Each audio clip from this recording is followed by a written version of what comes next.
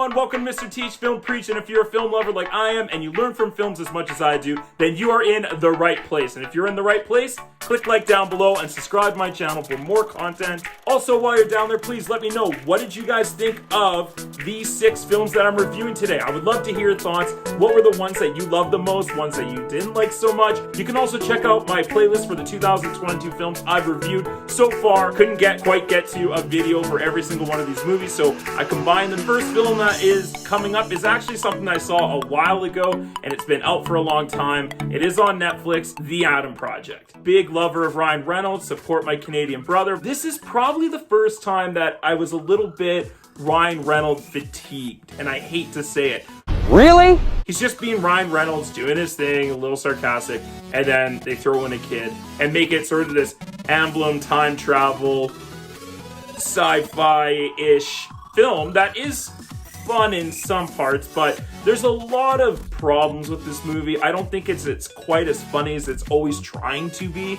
A lot of the jokes don't land, and that's coming from someone who loves Ryan Reynolds. I'm not a big lover of the time travel genre. There are certain films that I do like that have those, like Back to the Future. While I do appreciate that they're trying to add family-friendly films and films that are meant for kids and adults, I don't think this one ultimately works that well.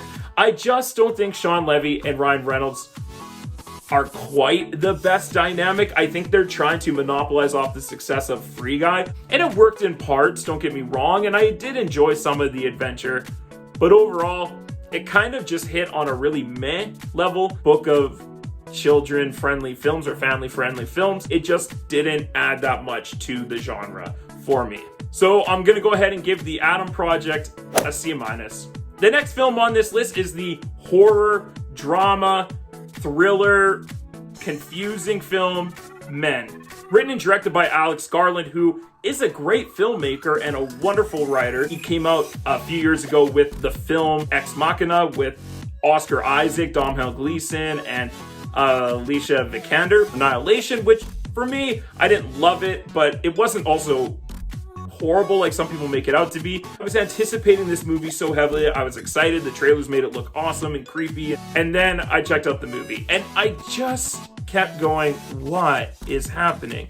Why is that happening? And I get it, this movie is abstract. It's not a concrete story. The way that Alex Garland has chosen to tell the story, to reveal things, to make things seem strange, but also not explaining things, he is obviously intentionally making it abstract and vague and not giving us answers and specifically revealing things and not revealing things. So he's doing it on purpose, but what he's doing on purpose just didn't sit well for me. I kept going, I need some sort of answers. I need resolution, explanation, and you just don't get it in this movie. I have more questions than I do answers, and I don't know in this instance if that is a good thing for this film. There are some phenomenal performances. The main 2 actors, who basically are the film, are astonishing. I give them such praise, like the hard subject matter, the different characters that this one guy has to play. The first half of the film, I was so intrigued. I was so into it. It's a little bit slow burning, but then when we get into the second half of the film, and you realize they're actually not going to reveal very much, vague on purpose, and the story just kind of plummets for me. The ending is creepy and wonderful. I appreciate what he was trying to do, but I don't think it fully landed. Some people will read really deep into this movie and talk about, the multiple allegories. Well, I mean, the movie's called Men. And I get what they were trying to explore, but I wanted a more concrete story. So if you're into movies like The Green Knight and Darren Aronofsky's The Fountain, I think you'll really enjoy this film. But for me, it just didn't knock it quite out of the park like I was hoping it to. Beautifully shot film, extremely well thought out. The technical elements in this film, really awesome. And there are some parts that I was like, ooh, I was a little creeped out and a little scared on. But ultimately, the journey and where we ended, and the fact that none of it really gets explained too much, just, it fell short for me. So I'm gonna go ahead and give Alex Garland's Men a C+. The next film on my list takes a significant leap up in the rankings. This is Fantastic Beasts The Secrets of Dumbledore. This movie is directed by David Yates and written by J.K. Rowling and Steve Kloves. There's an election going on, which is the backdrop of this film. The newly casted Mads Mikkelsen replacing Johnny Depp in a great casting decision and excellent choice. You have chosen wisely. This film is a huge improvement on The Crimes of Grindelwald. Yeah! Pleasantly surprised. This was an excellent political thriller genre film set in the wizarding world, which I love, and very well written in some ways. Because the Newt Scamander stuff is great, and I love the creatures, but it doesn't fit in with the Dumbledore Grindelwald storyline, and that Newt's really just the eyes of the audience in a lot of ways, and the other characters besides Newt Scamander are the most important. Yet Newt Scamander keeps getting thrust into the limelight of the hero in these stories, and ultimately that is my biggest flaw issue with this franchise. That being said, I love the actors in this movie, and I do enjoy Eddie Redmayne's performance as Newt Scamander. Jude Law is a great young Albus Dumbledore. There's Jessica Williams, who I really enjoyed in this film. And they definitely brought in the right writer for helping out J.K. Rowling to flesh out this story, to really streamline this movie. This is the most plot-driven, character-driven story out of all three movies in this franchise thus far. Steve Kloves, to help write with J.K. Rowling, was beneficial. He wrote all the other 7 Harry Potter films. I think J.K. Rowling needs to have a writing partner when it comes to films, twists and turns and exciting events that happen. And thank gosh, because I think they were losing their audience. Definitely worth a watch. So I'm going to go ahead and give Fantastic Beasts: The Secrets of Dumbledore a B.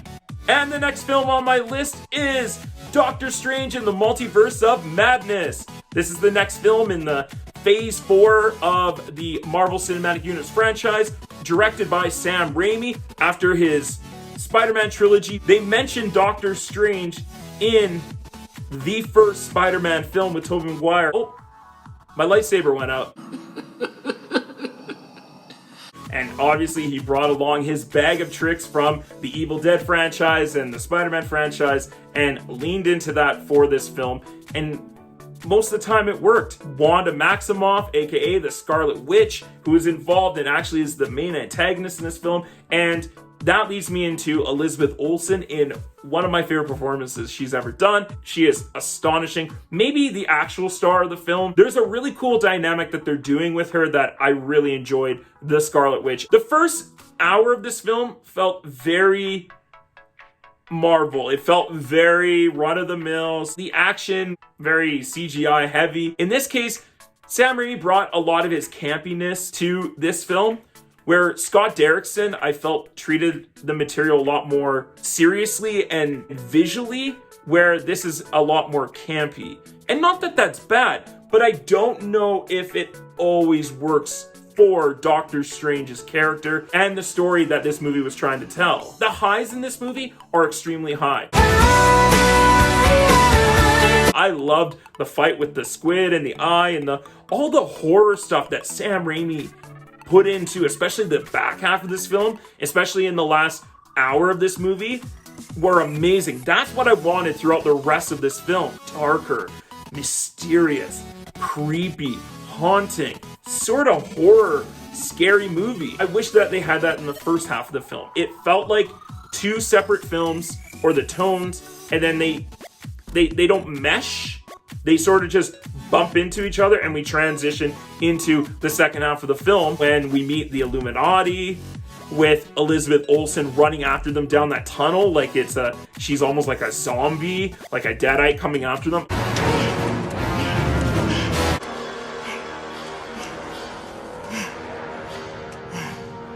I warned you. So glad he got to lean into that, Sam Raimi. I gotta say, out of the two Doctor Strange films, number 1, I still like a little bit more. Number 2 has a much better antagonist. But the first film, I liked the visuals, different manipulation of time in the mirror dimension. They used much more in the first movie than in the second film. In the second Doctor Strange was a lot more monsters and people being chased. I liked the fight. the finale in the first film. Though I loved Doctor Strange, Dead Doctor Strange. The dream walking sequences with Elizabeth Olsen is very an homage to Evil Dead, the way the camera goes like it's hiding behind the stairs, the POV. Love that stuff. Not gonna lie, I teared up a little bit in this film because there was a needle drop from a TV show in the 90s that I grew up watching. Overall, it is a really fun ride. It is an excellent addition to the Marvel Cinematic Universe in Phase 4. It is actually probably one of the better Phase 4 films so far. So I'm going to go ahead and give Doctor Strange in the Multiverse of Madness B+. And my next film on this list is the action heist animated comedy film, The Bad Guys. Directed by Pierre Perifel and written by Ethan Coen, one of the writers of Idiocracy. First of all, the animation is great in this film. I love the way this film looked and felt. It was over the top and ridiculous and huge as animated films should be, but also a nice, great character study look at who you are, the choices you make, and responsibility. Perfectly casted is Sam Rockwell as the voice of Wolf, one of the best heist con criminals in the game. We're the bad guys. It's crime time, baby. Shark! We need a distraction. Do I get to improvise? Fine, please be subtle. I'm having a baby! Along his pack of thieves, played by Mark Maron, who is the voice of Snake, and Aquafina and the voice of Tarantula, Craig Robinson, one of my favorites, as the voice of Shark, Anthony Ramos as Piranha. The 5 bad guys in this film are so funny, so hilarious. It is similar in a lot of sense to the movie Megamind, where it's about a villain who decides to turn good or realizes that they are good. Who is your association, and how does your association affect your choices in life as well? But the way that they tell this story with a group of 5 of them in this world of animals and humans living alike was, I thought, really spectacular. And it is still entertaining and hilarious and a fun thriller ride. This to me was a special movie. There are some touches of Ocean's 11, elements of Quentin Tarantino films like the opening in the cafe shop. They created a compelling story that was hilarious, entertaining, and beautifully crafted. Are you kidding me? We're supposed to save them, not eat them? Well, I'd say they've gone to a better place. I'm not bad, son. For me, as of right now, The Bad Guys is going to be my choice for animated film in 2022. It is a very intelligent script, definitely worth checking out. So I'm gonna go ahead and give The Bad Guys an A-. And the last film on my list is the Viking epic action thriller adventure, The Northman. Written and directed by Roger Eggers, who wrote and directed the creepy, weird, strange films like The Lighthouse and The Witch. Out of his 3 films so far, I think The Northman is my favorite. I'm much more into the concrete storytelling, and The Northman is the most concrete story out of his 3 films. Yes, there is still a lot of strange visions and offbeat artistic choices that I actually do appreciate and love in this film. He seems to keep getting better and better, and if he keeps going on this trajectory, he is going to be one of the great auteur directors of our generation. The way he shot this movie is gorgeous. The fight scenes, when they do happen, and they are sparse, they're not as many as I thought they were going to be, but when they do happen, they're amazing. They're authentic. They seem real.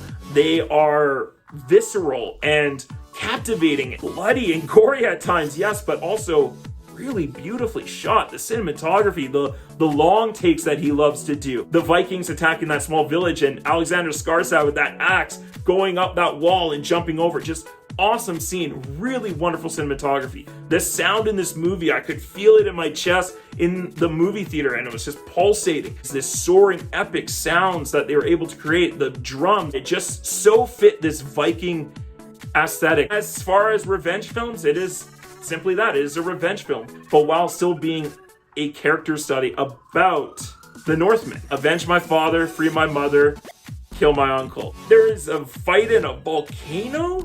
Oh my god, it was awesome. Thank you! Oh.